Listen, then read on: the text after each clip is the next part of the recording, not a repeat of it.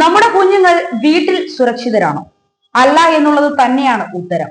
ഗർഭപാത്രത്തിലും കുടുംബത്തിലും സമൂഹ മധ്യത്തിലും ഒന്നും തന്നെ അവർ സുരക്ഷിതരല്ല. ചിത്രശലഭങ്ങളെ പോലെ പാറിപ്പറക്കേണ്ട കുഞ്ഞുങ്ങൾ ചിറകറ്റി വീഴുന്ന കാഴ്ചകളാണ് നാം കാണുന്നത്. അവരെ സംരക്ഷിക്കാൻ നിയമങ്ങളുണ്ട്, കോടതിയുണ്ട്, കമ്മീഷനുകളുണ്ട്. ഇതൊന്നും വേട്ടക്കാരനിൽ നിന്നും അവരെ സംരക്ഷിക്കുന്നില്ല. ലഹരിക്കെതിരെ കേരളം ശക്തമായ നടപടി സ്വീകരിക്കണമെന്ന ആവശ്യം ശക്തമാകുമ്പോൾ നടുക്കുന്ന ഒരു വിവരമാണ് പുറത്തു വന്നിരിക്കുന്നത്. കൊച്ചി നഗരത്തിൽ നടുക്കുന്ന പീഡന വാർത്തയാണ് ഇപ്പോൾ പുറത്തു വന്നത്. കൊച്ചിയിൽ 9ാം ക്ലാസ്സുകാരൻ തന്റെ സ്വന്തം സഹോദരിയെ ലൈംഗികമായി പീഡിപ്പിച്ചു എന്ന സംഭവമാണ് പുറത്തു വന്നത്.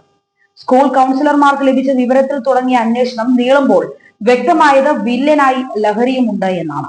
ലഹരിക്ക് അടിമയാണ് 9ാം ക്ലാസ്സുകാരൻ. പാലാരിവട്ടം പോലീസ് പോക്സോ വകുപ്പുകൾ അടക്കം ചുമത്തി കേസുകൾ എടുത്തിട്ടുണ്ട്. 2024 ഡിസംബറിലാണ് നാടിനെ നടുക്കിയ പീഡനം ഉണ്ടാകുന്നത്.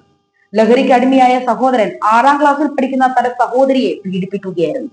വീട്ടിൽ വെച്ചായിരുന്നു സംഭവം. ഭയം മൂലം ഇത് ആരോടും പറയാതിരുന്ന പെൺകുട്ടി സ്വകാര്യ ഭാഗത്ത് വേദന അനുഭവപ്പെട്ടതോടെ സഹപാഠികളോട് വിവരം പറയുകയായിരുന്നു.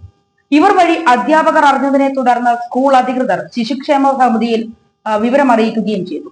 ശിശുക്ഷേമ സമിതിയുടെ പരാതിയുടെ അടിസ്ഥാനത്തിലാണ് പോലീസ് കേസെടുത്തത്. പെൺകുട്ടിക്ക് ശിശുക്ഷേമ സമിതി തുടർച്ചയായി കൗൺസിലിംഗ് നടത്തി വരികയാണ്.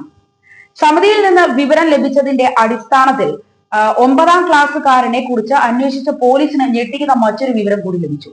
9ാം ക്ലാസ്സുകാരൻ ലഹരിക്ക് അടിമ മാത്രമല്ലെന്നും ആവശ്യക്കാർക്ക് ഇവ എത്തിച്ചു കൊടുക്കുന്ന ഏജന്റായും പ്രവർത്തിച്ചിരുന്നു എന്നതാണ് പോലീസിന് ലഭിച്ച വിവരം. 80% പോക്സോ കേസുകളിലും ബന്ധുക്കൾ തന്നെയാണ് പീഡകരായിട്ടുള്ളത്.